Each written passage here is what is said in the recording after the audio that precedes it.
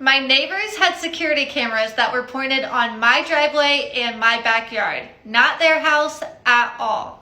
I feel like I should mention that whenever I was outside, the wife was always super strange. I thought at first she just had social anxiety, which me too girl, like no judgment.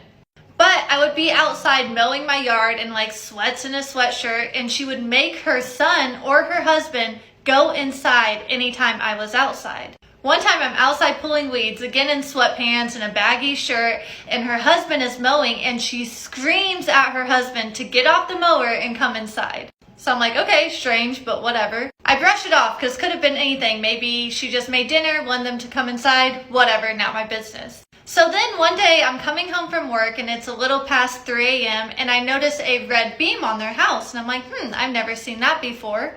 But it was dark, so I couldn't really make out what it was. The next day I look up and it's security cameras, and the cameras look like they're pointed directly on my driveway and my backyard. So I'm telling my mom and friends about this, and they're all just acting like I'm paranoid. And honestly, I was like, okay, I probably am just being paranoid.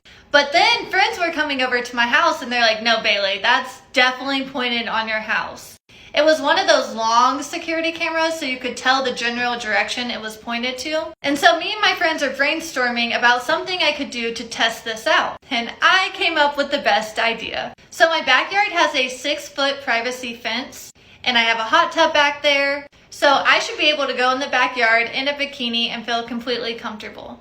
But I decided to take it one step further. I decided to mow my back lawn in the nude. So I'm on my mower and everything's bouncing.